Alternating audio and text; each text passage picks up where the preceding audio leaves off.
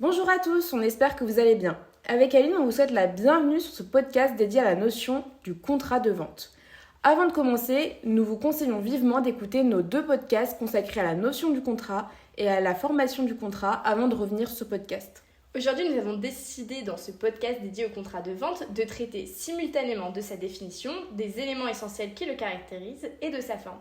Emma, peux-tu nous donner une définition du contrat de vente ? L'article 1582 du Code civil définit le contrat de vente comme étant la convention par laquelle l'un s'oblige à livrer une chose et l'autre à la payer la dite chose. La vente peut être faite par un acte authentique ou sous seing privé. D'après la définition que nous offre le Code civil, le contrat de vente a pour finalité le transfert entre les 2 parties de l'objet concerné par la vente, cela bien évidemment en échange du versement d'un prix défini au préalable. Ainsi, pour être qualifié de contrat de vente, un contrat doit réunir 2 éléments essentiels, que sont le transfert d'une chose et un prix.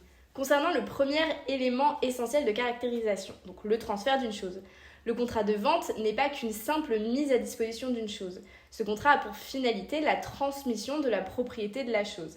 Par conséquent, la chose doit être dans le commerce, déterminée ou déterminable, et il faut savoir qu'il est aussi possible de vendre un droit réel, mais aussi un droit indivis.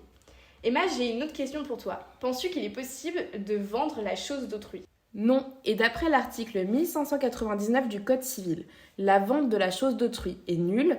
Elle peut donner lieu à des dommages et intérêts lorsque l'acheteur a ignoré que la chose fut à autrui. La nullité ne peut donc être invoquée que par l'acheteur à l'exclusion du véritable propriétaire. Le réel propriétaire de la chose, lui, pourra exercer une demande en revendication sur la chose. Par exemple, Aline me prête son pull en cachemire préféré et je décide de le vendre à ma voisine. Aline pourra agir en revendication de la chose, de cette vente. Mais elle ne pourra pas agir en annulation de la vente. La voisine, elle, pourra agir en annulation de la vente. Le second élément que doit réunir le contrat de vente tient au fait que cette transmission doit être réalisée à titre onéreux. Le caractère onéreux se caractérise par une contrepartie monétaire.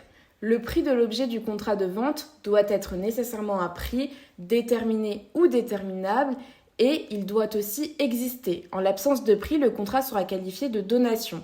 Les parties sont libres de fixer de manière unilatérale et consensuelle le prix. Si le prix est dérisoire, le juge pourra prononcer la nullité de la vente. Le prix fictif, quant à lui, est interdit. Concernant la forme des contrats de vente, en droit français, les co-contractants sont libres de choisir la forme de leur contrat de vente. Ce dernier peut être à la fois formé par écrit ou par oral. Aucun support précis n'est imposé par la loi. La règle qui prime est donc celle du consensualisme. Attention, la forme authentique est obligatoire pour certaines ventes, telles que les ventes immobilières. Merci Aline pour ces précisions. Pour conclure, nous tenons à vous rappeler que la vente obéit au principe du droit commun des contrats. Sont donc très classiquement nécessaires la validité du contrat, le consentement des parties, leur capacité à contracter, un contenu licite et certain. C'est ainsi que s'achève ce podcast. Nous vous remercions pour votre écoute et n'oubliez pas de jeter un coup d'œil à la newsletter sortie le 26 mars 2024. À bientôt.